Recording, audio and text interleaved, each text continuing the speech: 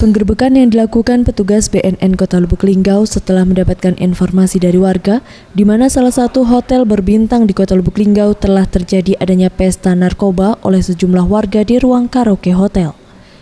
Dengan laporan tersebut, pihak petugas BNN langsung melakukan penyelidikan dan benar hasilnya tengah terjadi pesta narkoba jenis sabu dan ekstasi.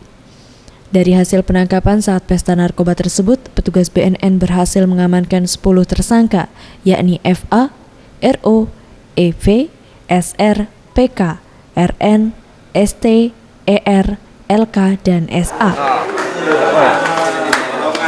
Dari tangan para tersangka, petugas turut juga mengamankan barang bukti bekas bungkusan sabu. Kepala BNN Lubuk Linggau, Ibnu Muzakir, mengatakan saat dilakukan proses penangkapan, para tersangka tengah asik pesta narkoba dan mabuk sehingga tidak memperdulikan petugas yang telah melakukan penggerbekan. Setelah diamankan, petugas BNN langsung melakukan tes urin dan hasilnya positif. Semua tersangka. Kita langsung kirim anggota untuk melakukan penyelidikan. Berdasarkan hasil penyelidikan ternyata benar adanya, kemudian kita langsung upaya lakukan kita penggerbekan, yaitu sekitar jam 17.00.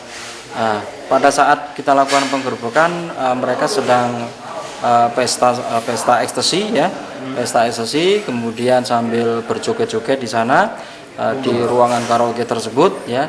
Bahkan memang